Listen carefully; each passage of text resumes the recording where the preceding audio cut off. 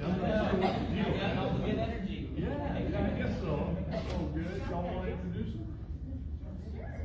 This is Spencer. This is my younger son. Hey guys, happy to be here. Good to have you, Spencer. Good. Well, it's time to get started, and I've got a full 45 minutes, I think. Maybe a little less. I'll report basically on how things are going down in Mexico. Most of y'all know that I was able to go the third week or so in January, make a trip down there, and it was very fruitful, very good trip. Really enjoyed it, and I'm thankful for the opportunity to give this report. Normally Scott, who does a tremendous job on his classes, teaches this class, so this is a little bit of a variation here. And Chris filled in the last couple of Sundays, and Chris, you need to just keep working. Someday you'll get up to speed on this teaching class. I practice every week.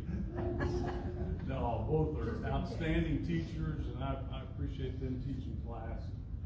And so we'll move on. So this is not just a show and tell. I want to give a lot of information, not just the, okay, here's how the trip went, and here's some pictures, but we'll give you some more information on how things are going. For those of you that don't know, this is where Merida is. It is 674 miles straight across the water. So if you went down to Pensacola Beach and just started swimming, 674 miles to the southwest would be Merida. And Merida is the capital of the Yucatan state in Mexico. There are 31 states plus the federal district, kind of like Washington, D.C. So they count as 32 states down, and Yucatan is one state down there, and it's a little located right here. It's not very large, but there's the Yucatan Peninsula. Most people are familiar with Cancun and Cozumel around this area, but not so much in Merida. Merida is capital. It's about 1 million people, so it's a large city. So that just wanted to give you a little reference, a little frame of reference, a little geography, so you would see what this is about here. I want to give you a little background because I don't know in the period that I've been here that this has ever been really explained for those that have not been long-time members here. Give you a little background on this gentleman right here. This is Venancio Pita. Venancio Pita, married to Leticia. Leticia means happiness, joy in Spanish, but when this guy was 14 years old, he was out doing some work out in the field. Somehow he came across the book of John. And he started reading the book of John. And I just want to explain to you, let me see if I have his comments here, about finding this book. And the book, he says, as soon as I started reading it, this is the book of John, I was completely hooked and amazed, incredibly excited and happy. Instantly, I thought, surely there is nothing as beautiful and as interesting as this in the whole world. Surely, let's see, and I decided I will do the impossible to learn from this as much as I can, and I will communicate it to others. But I never imagined that I would find those that would totally help pass it on. So he picked up the book of John, read it, was just captured by it. And so he, with the help of his parents and his brothers, went down to Mexico City. Now, he was not in Merida that I just showed you. He was in a town called Arcelia, which is just to the southwest of Mexico City, out in mountainous terrain. And so he went to Mexico City, and he went looking for people that knew the Bible. And he came across some people. He came across some Jehovah's Witnesses. He came across some Adventists. And he came across a member of the Church of Christ. And started studying. And in October of 1968, he was baptized. And he decided at that moment, and the one member of the Church of Christ was affiliated with the Baxter Institute, that some of you are familiar with. Was in Mexico City, now it's in Tegucigalpa, I believe. But anyway, he went to school. For 4 years, he went to school to learn all he could about the Bible. Before he graduated, a couple of members from this church went down to Baxter and said, we're looking for someone to support and work and do mission work in the Yucatan. And he said, I'll go. So he went down into Yucatan and started the work in about 1972. At first he worked with a variety of congregations, some within Merida, a lot within the Yucatan area. It would be kind of like saying, you know, I live in Fort Walton Beach and I work in the Panhandle. So he would go to different congregations and help out and work, and so he did that for a number of years. And then in 1974, he met a family that were active Jehovah's Witnesses. And they had a daughter. And he studied with them and baptized the family. This is funny here. Baptized the family. He says, in the middle of 1973, I met a girl in Merida who was very active and very dynamic Jehovah's Witnesses in her faith. Her parents and her brother were soon baptized, but she refused and argued too much. It's just funny because Leticia is a powerhouse. After 3 years, she was baptized. We became boyfriends and girlfriend, and I asked her to be my wife. She agreed to get on my boat. These are his words. Get on my boat, and since then, shoulder to shoulder, we have served God together. So that's Venancio Leticia. And then eventually, in 1984, he started working in downtown Merida. And he's been at that church ever since. So that's just a little background on this guy here. He's really, really something. I just hope that all of you, those of you that have met him and Leticia, have grown to love him. Those of you that don't know him so much, here's a little exposure to who this guy is. And so he will be 70 this year, this May. So he's done wonderful things. He's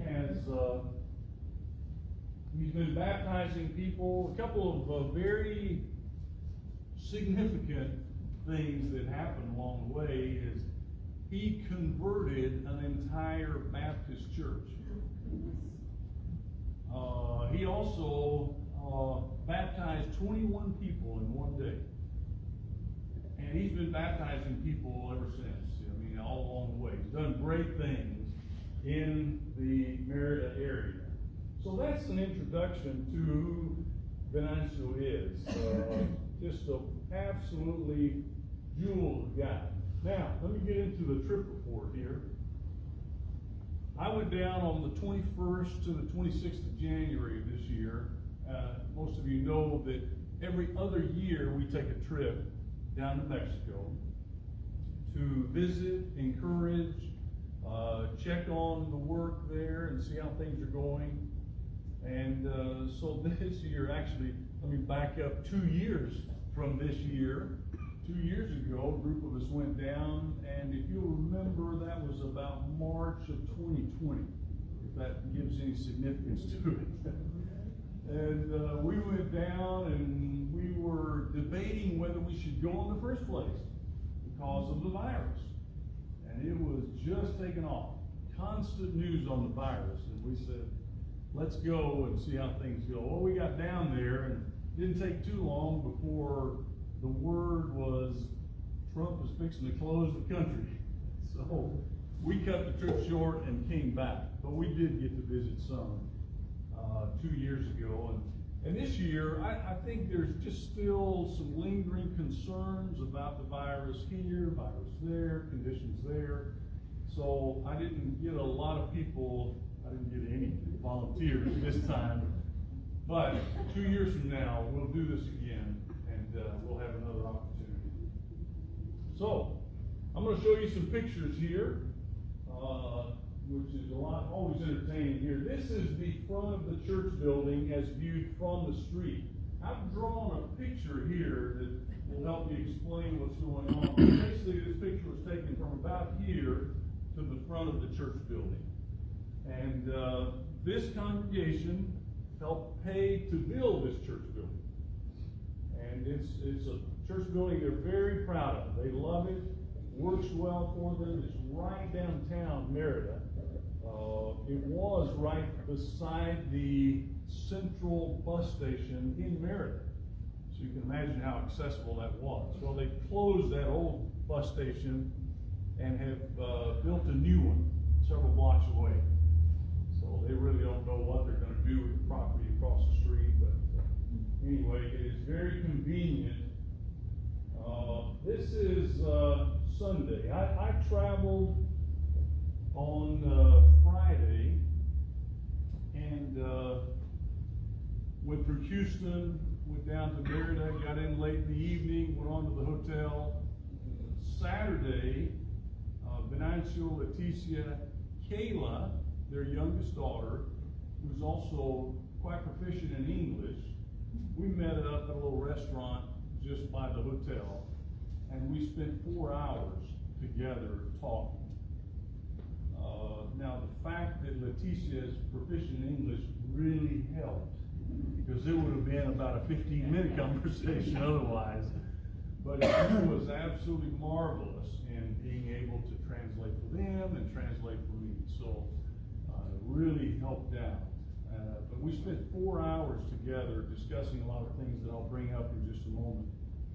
And then Sunday, we got together, 10 a.m., we had our first worship service. They are limited in how many they can get together in their worship service. They can fit about 38 people in their worship hall. So they're limited. So they basically pack one at 10 o'clock and another one at 12 o'clock. And that's how they worship. And I'll show you a picture of how that looks right now. And those are all government mandated regulations that they have to live by right now. This is the entrance. Those of you that have been down there will see that I don't recognize the little wash basin.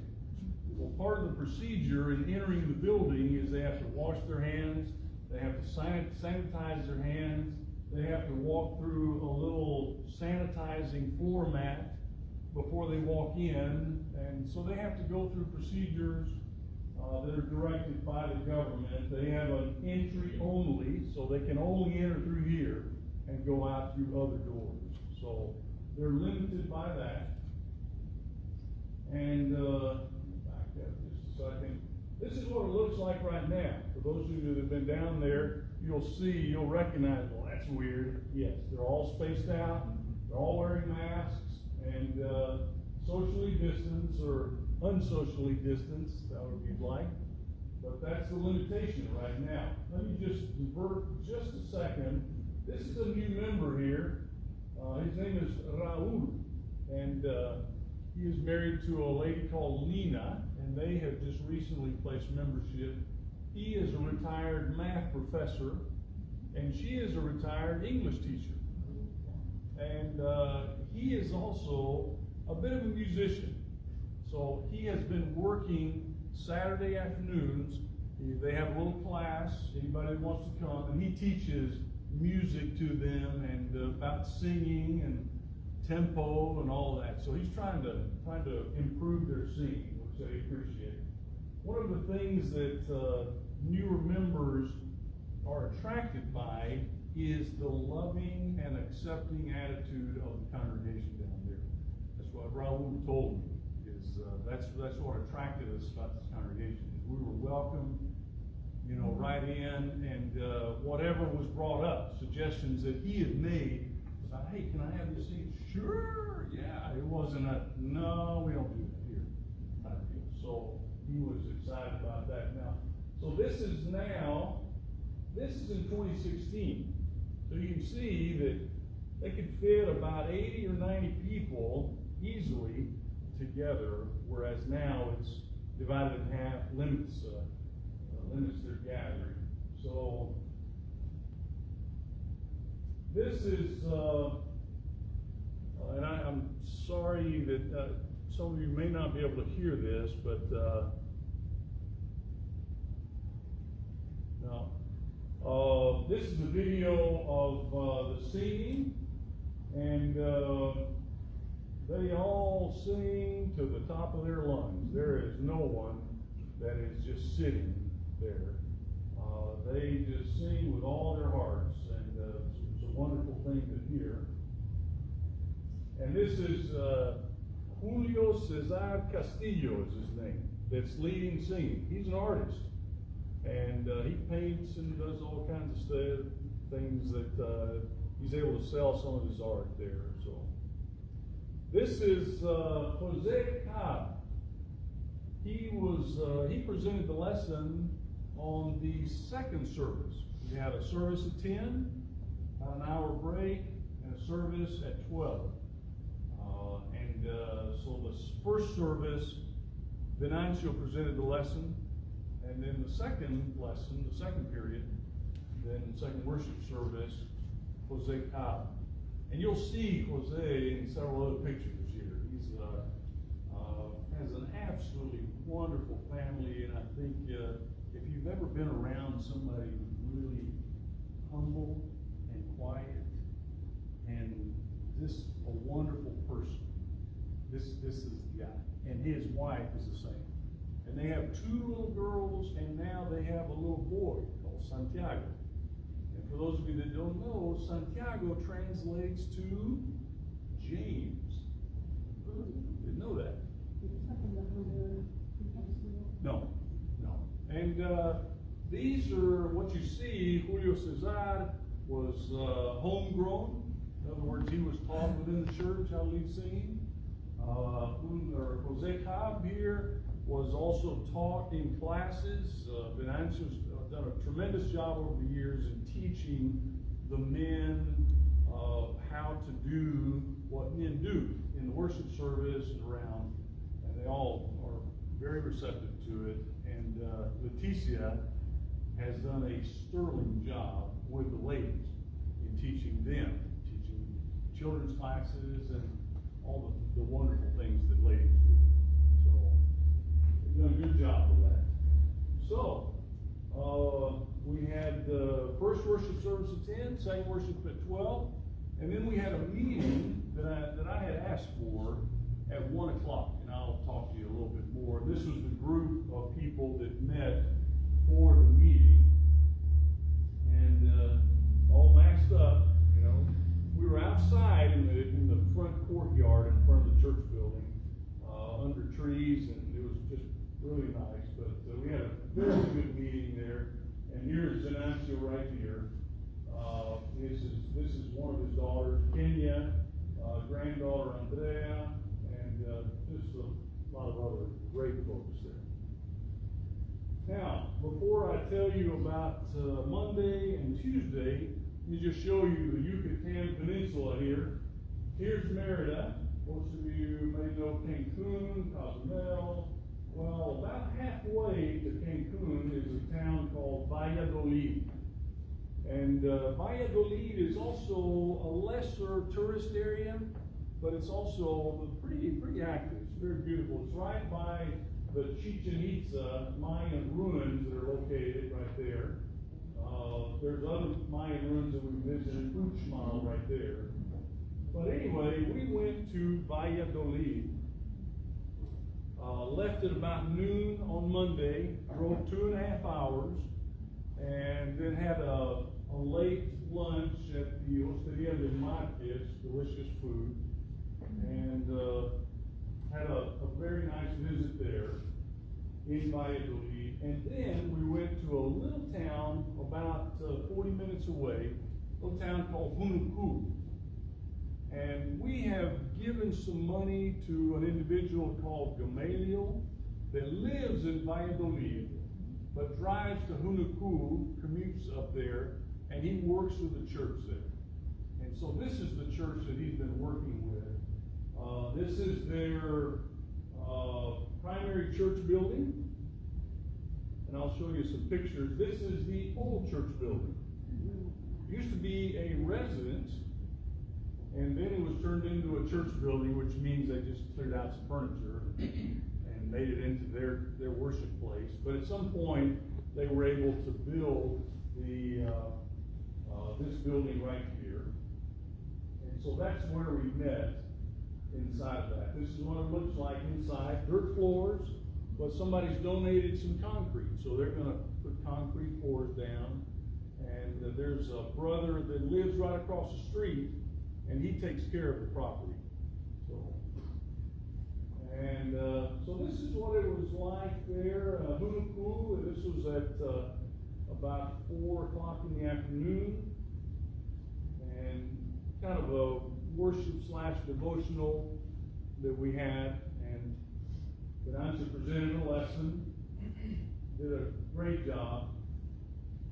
And then afterwards, as is customary, they have a little something to eat that the ladies have prepared. And everybody had a little bite to eat and visited. Good to see that they're scriptural and they've got the Coca-Cola. You know, the preacher was coming, so they got to have food for the preacher. So this is the ladies, and wonderful group of ladies here. I don't know who the weird guy is in the back here. Totally out of place in that picture.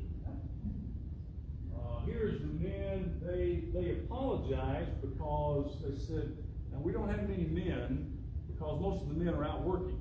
They're still out working at 4 o'clock in the afternoon. So, it was great to visit with them. This is the brother that lives across the street, takes care of the place, and this is Gamaliel here. That we've sent a little money to help him get up, to commute up to Hunuku and help the church there, as well as a study Bible, and we give them help that way. But yeah, great group of people here. Then from there, we drove back to Valladolid, where we'd had our late lunch, early supper. And Valladolid has a small congregation. And I can't emphasize enough how active Venancio has been with many congregations. These are just a few of the congregations that Venancio has assisted over the years and is active in. And they ask him, hey, would you come and give us a class on biblical study or a class on James? And they'll ask him to come and help out. So here he is speaking, and I'm sorry I don't have sound, but he's just such a wonderful speaker. Everybody really appreciates it. This is the group that met in Valladolid. Again, you'll see mostly ladies because the men are still working. This was at 7 p.m. But, singing songs here. And then this is a picture. Here's Gamaliel in the back. And this is a brother and sister, members of the church there. And then Venancio and Leticia.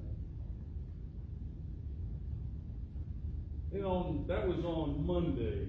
On Tuesday, I had the treat of going to Venancio and Leticia's house and having lunch with them, visiting with them in their home, and got to spend several hours with them there. And then we went to a place called Sahe, which in English is sage. Sahe is a little town just outside of Merida, and Venancio has also worked with them quite a bit. And so we went to this congregation. Now, this was at night, as you can see, And when we turned off the main highway, it was black. It was way out in the country. So we drove for a little while, and finally it opened up, saw a little bit of lights, and it's a little town. We drove through and finally parked out in the field and walked across the street to this little house, and they meet on a little porch, a covered porch. And so same deal, kind of a worship devotional that we had together. It was wonderful, very friendly people. And here's Kayla and Leticia there, and other members of this group that meets there. And here is Venancio giving a lesson and a panning video of that. Now, what was interesting is during Venancio's lesson, you gotta remember, we're out in the country here. During Venancio's lesson, I had kind of settled in. I was trying to understand what Venancio was talking about. All of a sudden, I hear a pow. Somebody had a gun, and they were shooting it off a couple houses down. So I thought about giving it the old, I'm hit. I don't think anybody would have understood that, So anyway, they didn't blink an eye. Venancio just kept on going, talking like it was nothing. And I asked him afterwards, I said, is that the first time that you've ever had gunshots go off? He said, no, it's happened to me before. I was like, okay. So anyway, there's rednecks down there too. Guns out there. But anyway, sure enough, about 10 minutes later, another round went off. Pow! That rang through the night. But here is Jose Cobb and his wife Elena. They're new as Santiago there. They have two little girls. They're out of the picture right now, but just wonderful people. Here is myself along with Jose Cobb on your left, and then Venancio and Eleuterio, that is a member there at the Sahe congregation. So great people. Here is Jose and Elena Cobb. Just absolutely. I wish the masks weren't there, because you would see from their smiles. They're as sweet as could be. They had a little birthday party for the girl in red in the front right here. She's 5 years old, and they sang her a happy birthday song, which sounds very similar to what we sing. And then they have an additional song that they sing that has a lot of wonderful things about God and blessings and things, blessings on the child. So they sing that afterwards. So that was real nice. And sang that together there. You know, they have to, what they do is at the end, which is not on the video, is she has to take a bite of the cake without her hands. So you know how dangerous that could be. Somebody behind you just putting a little more cake than what you want on your face. But anyway, that was a wonderful visit there, and also had something to eat afterwards, but very polite of them. Now, the purpose of the trip. And this is what I'm going to really talk about a little bit more. It's the purpose of the trip was information gathering, and I'll explain that. Give you a little background leading up to this. Several years ago, Venancio brought up the fact that, hey, look, I'm approaching 70. You know, maybe we need to start talking about some kind of a transition. Maybe I need to retire. And so we started discussing that. And you'll remember maybe a couple of years ago, maybe a year and a half ago, we talked about, there was an announcement from the pulpit saying, hey, Venancio's going to retire on such and such a date. And that's it. That's all we know so far. And then we started thinking and talking with Venancio and thought, maybe there's a better way of doing it. There's a different way of doing this. And so this trip was really to get down there and talk to him and Leticia and the congregation and say, these are options that we have, and we need to discuss what we want to do going forward. Try and find out the current status about the PETAs, Venancio Leticia, and the church, and finally draw up some recommendations. So that was the purpose of the trip. Now, Venancio Leticia, let me just quickly run through some of the things that we talked about while we were there. We talked about their finances, number one. And they have been receiving a once-a-year payment from this congregation, normally paid in the fall, and that is their salary for the following year. So they basically budget out for their year out of that salary to pay all their bills. And that's out of that, unfortunately, nothing was saved. They only have a small amount of money, and I want to emphasize a small amount of money set aside for their sunset years. So all of us know how that feels going into the sunset years, knowing that maybe you're not going to be able to continue to work and you don't have a lot set aside. So their finances are not real good going into the future. Talked about their health. Their health, Venancio is in pretty good health. He has some increasing tears in his eyes, just more drainage out of his tear ducts. He's taking eye drops. Well, other than that, he's doing fine. And Leticia has kidney stones. So she is a stalwart, I don't have any pain type person. And so she'll go as long as she can, and then maybe take some medication for it.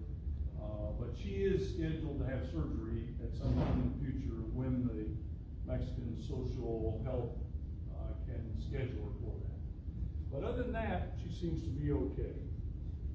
We talked about their house. Their house was purchased by this congregation years ago. And the reason for it is basically they would rent from in one place and stay there for a little bit, and then they would raise the rent, and so they said, oh, okay, we got to move somewhere else. They moved somewhere else. So they raised the rent, moved somewhere else. So the congregation here said, nah, we're going to fix that. We're going to buy your house. So they do have a house. Unfortunately, they don't have a lot of money to do major repairs on it. Not that it needs major repairs. It needs some little bit of work, but not too bad. The house is in pretty good shape. Their car, we bought them a car in 2018 or so. It was a used car, and so it's in good shape. So they're fine there. And then we discussed, most importantly, their view about their recommendations about the work going forward. Primarily only two options.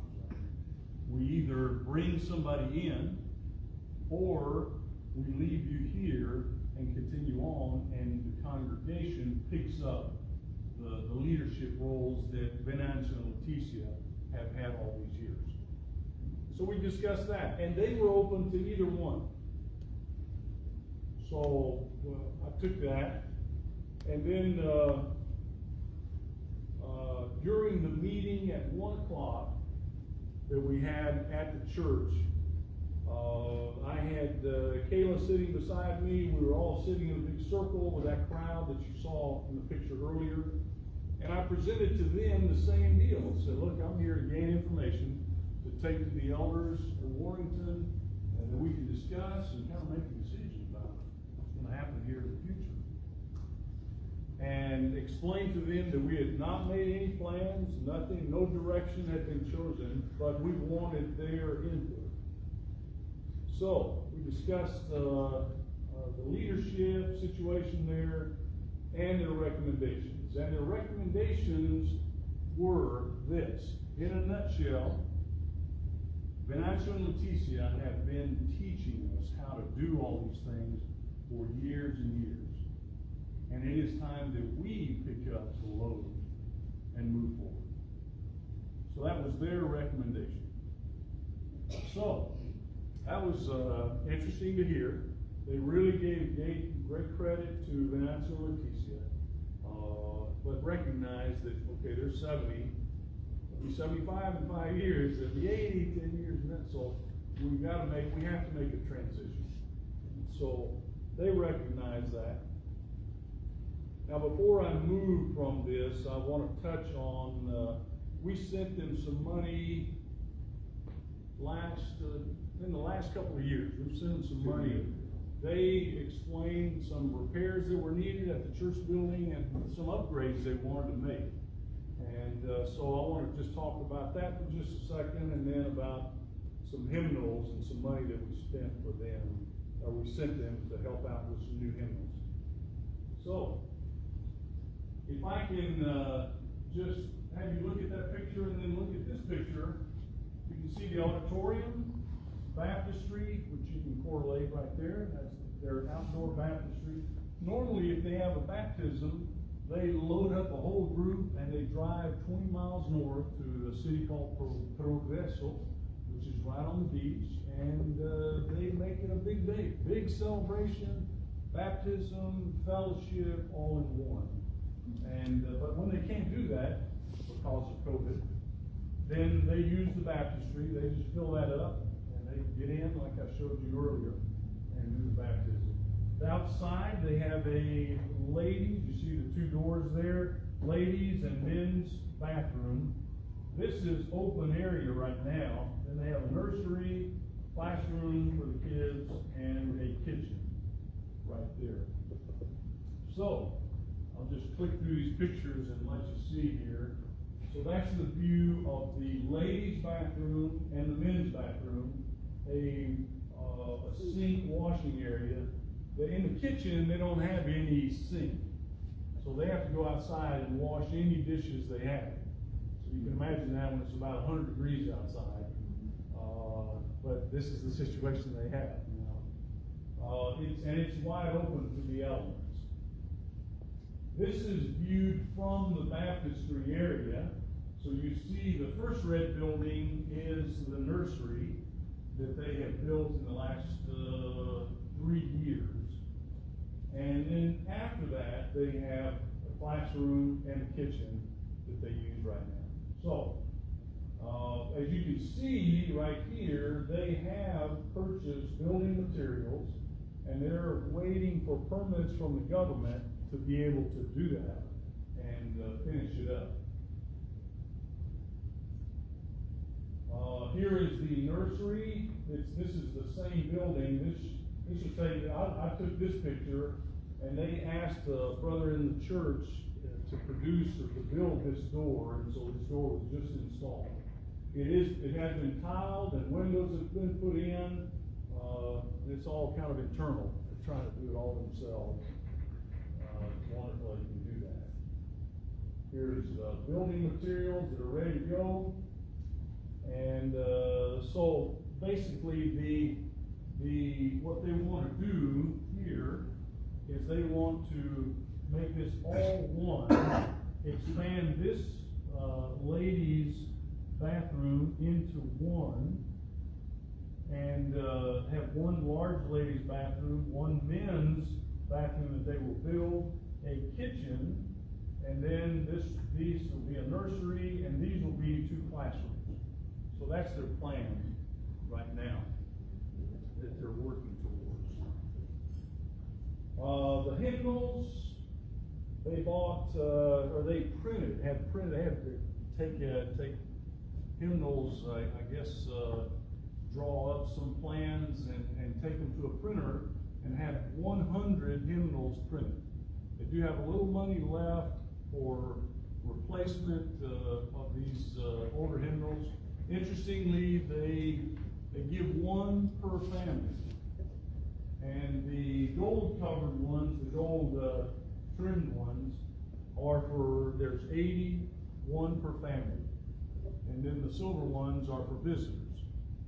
So they basically assign the Anderson, here is your hymnal, you're responsible for this hymn. They take it home. Then they bring it to church with them. So it's not like what we are used to. But they have new hymnals, so they're very excited about that. They've added some new songs into their hymnal, and they're very thankful to have these new ones. Now, future plans. I met with the elders, with Larry and Ralph, once I got back, kind of gave them the overview of it all, and decision was made to agree with the congregation and say, yes, it is time for you to take the leadership roles. And so Venancio, we've sent a letter to Venancio saying, please draw up a list of things that you want to transition off the members of the congregation, and set dates when these transitions need to happen, and then execute, pass it on, make them responsible. And obviously Venancio and Leticia will be there for years to help and coach. But the congregation during the meeting was very aware that they needed to take on the responsibility and accountability for the things that Venancio and Leticia have taken care of. So we sent him a letter, and Venancio replied. He said, this is what needs to happen with all congregations. It's an interesting answer. I think it was a big picture answer. And so he's excited about that. He agreed, yes. I have tried over the years to ask for volunteers and make it a very casual, loose thing, but now I will sit down and pick out people that I think would be best at different items, different jobs, and move forward and assign them and make this work. So we're excited about that. I mentioned to him that I probably, if I can, would like to go back this fall and just follow up with this visit and see how this transition is going. He said he would keep us informed as to how things are going. So that's that. You've got about 2 minutes. So let's go on with some questions very quickly. Do you have any questions? So they have no plans to bring in somebody like from church that's like that? Yeah, the option was, look, we can go to Baxter Institute, just like we did in 1972, and say, we're looking for a young couple to go to Merida, which, by the way, interestingly enough, is according to CEO World Magazine, is the second safest city in North America. Wow. So, yeah, and, as far as Mexico, that's a pretty high mark, but you can imagine that it would be fairly attractive for somebody to go to Merida and work. But the option was to bring a young couple in, and a question that was asked by the members of the congregation was, well, how will that affect Venancio and Leticia's pay? We said, well, obviously we can't pay two salaries, so Venancio and Leticia would have to take a pay cut. And so that, I don't know that directly affected, but that was part of the mix, is this idea that they would have to take a pay cut. Now, we have a date established of the end of 2023 for this transition to happen. And at that point, we'll have to look at and evaluate the salary going forward and see what's agreeable both on our side and his side. Right? Well, typically, like Sashi, I went there last Sahi. time I was there. Yeah. We didn't have any floor. We would sit out in the yard, and I got a big chicken running around with dogs breathing. They've been shot. They're not there anymore. And, on the Baxter thing, Yeah. I've already contacted Teal, Steve Teal. and we didn't want to tell Venancio or anything about, it's a plan that if we have to do it, he Sure. can give us some help on it.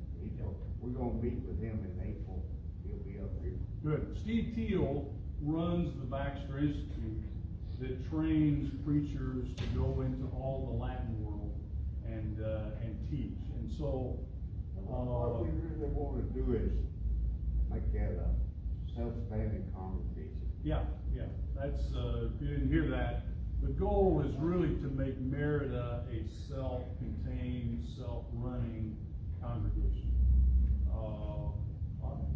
He preached preaches at other places or gives a speech, does he get paid?